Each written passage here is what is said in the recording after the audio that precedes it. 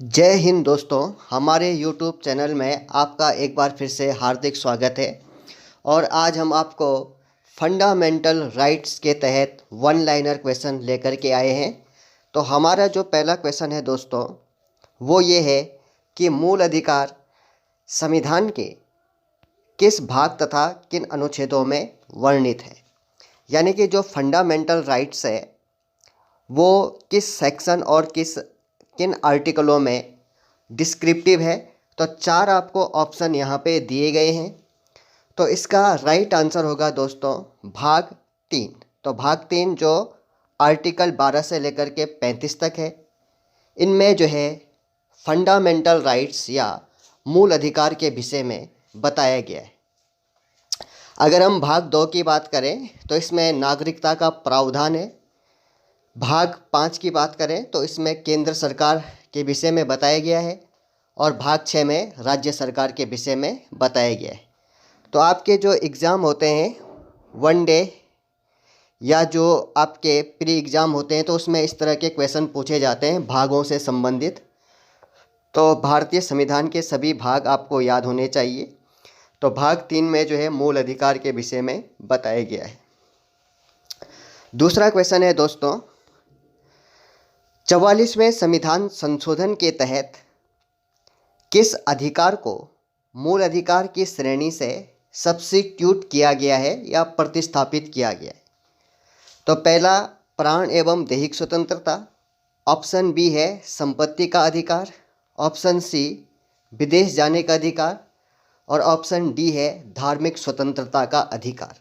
तो इसका right answer है संपत्ति का अधिकार। अब आप कमेंट बॉक्स में इस बात पर कमेंट कीजिएगा कि संपत्ति का अधिकार वर्तमान में विधिक अधिकार के तहत किस भाग में और किस आर्टिकल में वर्णित है। तीसरा क्वेश्चन है दोस्तों, मूल अधिकारों के उल्लंघन पर रिट जारी करने की शक्ति निम्न में से किस संस्था के पास है। तो यहाँ पे चार आपको ऑप्शन दिए गए हैं। ऑप्शन ए केवल सर्वोच्च न्यायालय, ऑप्शन बी केवल उच्च न्यायालय, ऑप्शन सी सर्वोच्च न्यायालय और उच्च न्यायालय दोनों, और ऑप्शन डी न तो सर्वोच्च न्यायालय न उच्च न्यायालय। तो इसका राइट आंसर होगा दोस्तों सी सर्वोच्च न्यायालय और उच्च न्यायालय।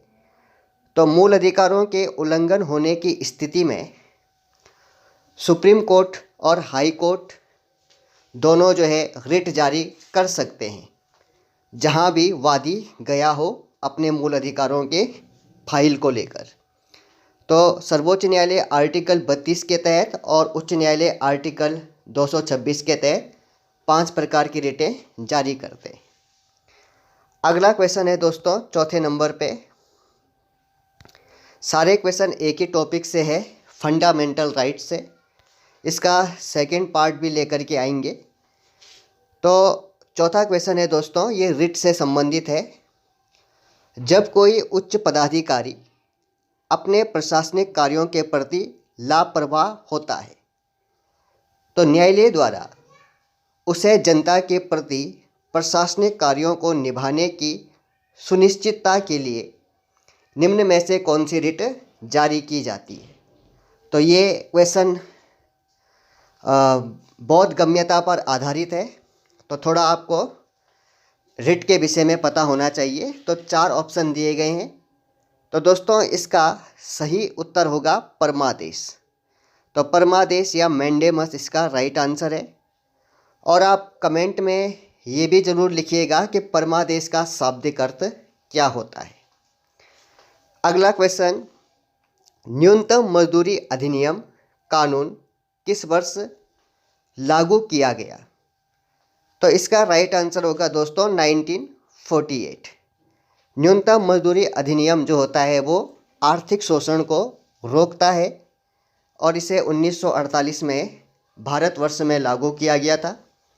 अब कमेंट सेक्शन में आपने यह बताना है कि न्यूनतम मजदूरी अधिनियम मूल अधिकार के तहत किस आर्टिकल से संबंधित है। तो ये भी आप कमेंट में अवश्य लिखिएगा। छठवां क्वेश्चन है दोस्तों, छठवें नंबर पे हम आगे बढ़ते हैं। छठवां क्वेश्चन है, अस्पृश्यता निवारण अधिनियम 1955 के कानून को सख्त कर 1976 में इस कानून को किस नाम से लागू किया गया? तो 4 आपको ऑप्शन दिए गए हैं। तो इसका राइट आंसर होगा सिविल अधिकार संरक्षण अधिनियम।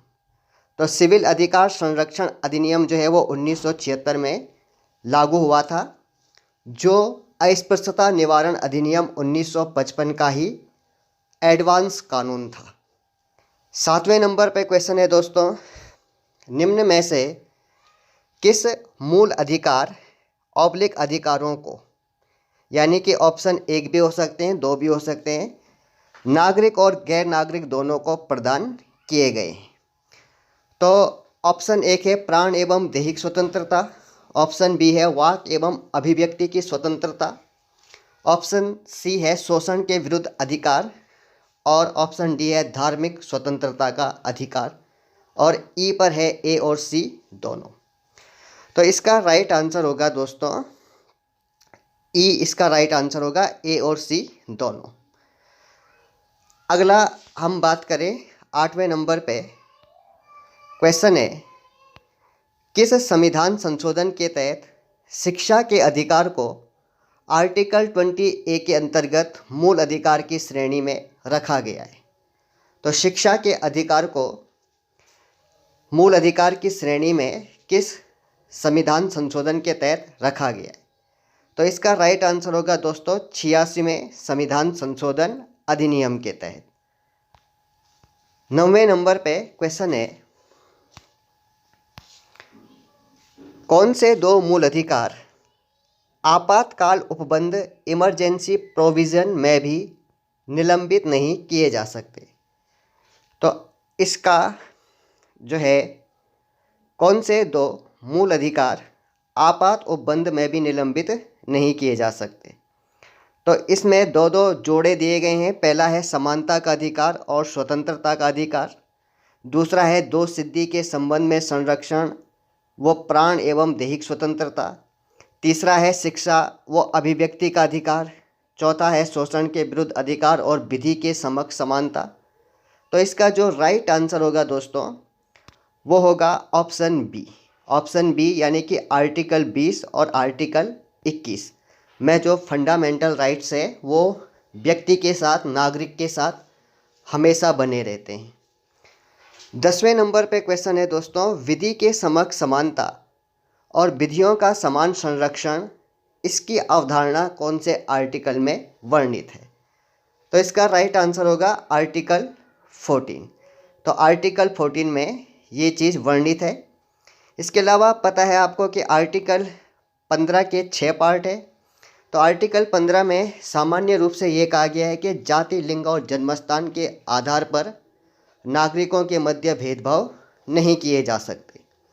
आर्टिकल 17 में अनटचेबिलिटी को एबोलिश्ड किया गया है, यानी कि अस्पृश्यता का अंत किया गया है आर्टिकल 17 में।